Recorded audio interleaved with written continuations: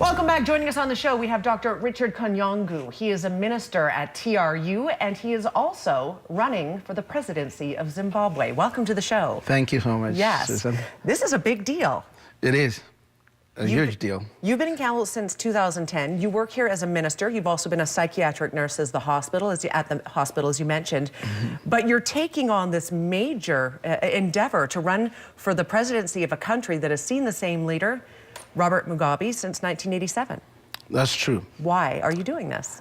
That's a good question. A lot of people have called me crazy for even thinking about doing that.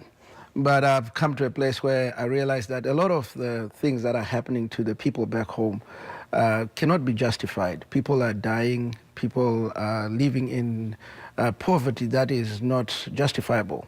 It's not because the country cannot sustain its people, but I believe it's simply because their leaders have failed to put their focus on the right things to provide for the people. And whilst I have a comfortable life here and I can afford most of the things that I need, I'm finding it more difficult to sleep at night knowing that there are people who are not sleeping because they don't have places to sleep at, people who don't know whether they're going to eat the next day. And these things are things that we can solve. Yes. Yeah. How many other people right now have put their hat into the ring for this position? How many others do you know of? I know of 4 other parties that are running, but we are open in our approach to working with like-minded people. Yes. But we're being very careful to say that even as we talk about working with like-minded people, we're not going to contaminate our vision with people who have the wrong motivations. Okay. Let's talk a little bit about Zimbabwe. We have some pictures here, if we could go to those. Zimbabwe is a country of 13 million people. 5 million face hunger on a daily basis. There are 16 official languages, English being the most commonly spoken.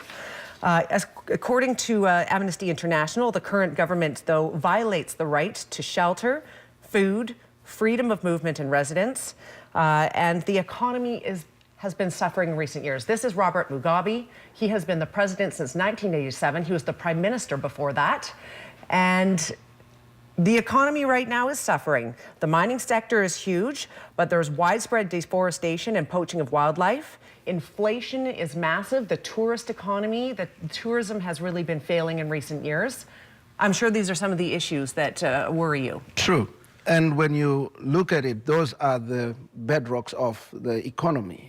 And half of those things have been destroyed, not because we've lost any of it, but just because there's been poor policies that have been implemented that have kept investors away, that have caused even the indigenous business people to fail to thrive in their businesses. Yes. And so what we're saying is you don't have to be an outstanding politician or somebody of a technocrat background to be able to solve that. It's simply taking the time to look at the figures and balancing the policies to change the outlook of Zimbabwe. And that's why I, without any political background, I believe that I am the right person at this point to do that because I have the management skills. And what we simply need in Zimbabwe is how do we manage the resources that we have? Zimbabwe does not have to be poor.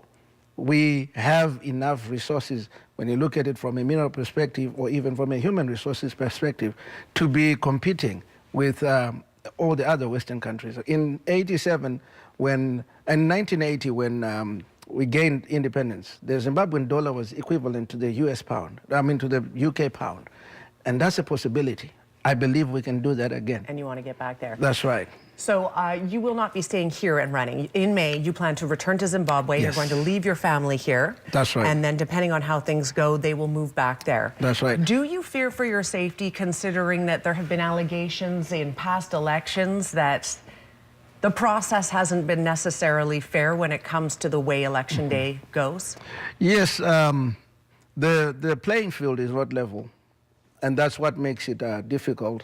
I wish it was the same as it is here or in America or in UK, but it's definitely not the same. We don't have the same privileges as the incumbent government, even as opposition parties. And so for that reason, one has to take all the necessary precautions in addressing those issues. And so that's why, as I go back, my family will not go back with me immediately because I don't want to put them expose them to undue danger for no reason.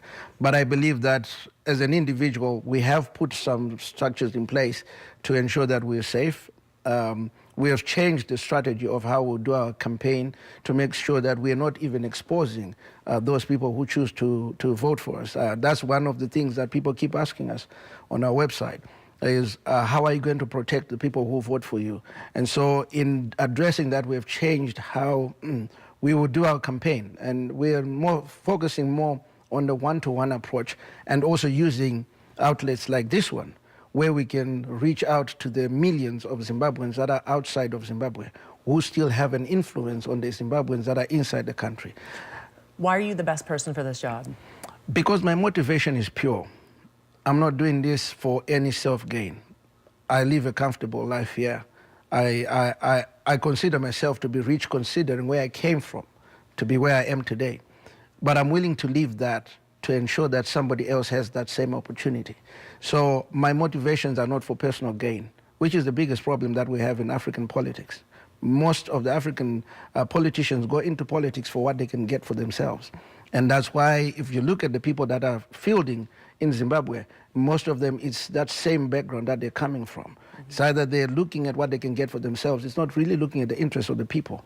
But I am leaving all the comforts that I have here in Canada to go and make sure that I can improve the life of other people. Do you feel that if the election process wasn't as corrupt as it's stated to be in Zimbabwe and other African countries, but we're talking about Zimbabwe, that there would have been a change in government a long time ago?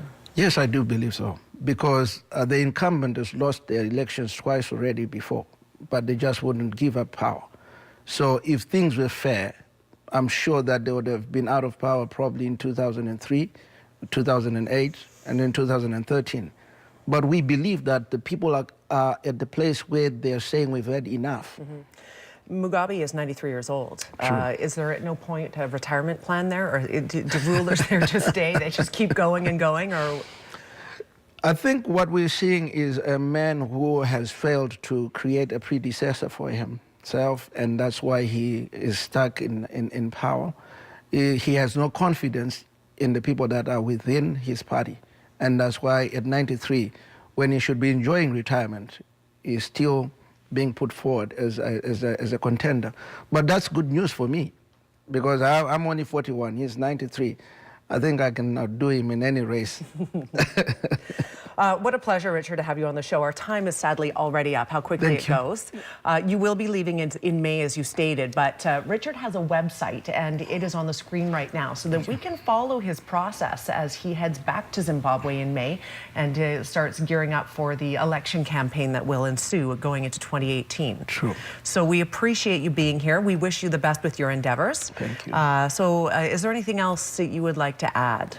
No, just to appreciate the opportunity to come on this station and just to ask people to support us in any way. We would like people to hear what people think, and those that who have a hope to see Zimbabwe becoming a better place to get in touch with us. All right. Thank you so much. Thank you very much for being here. Richard, Kanyangu.com. That information on the screen. We're back in 2 minutes. Stay with us.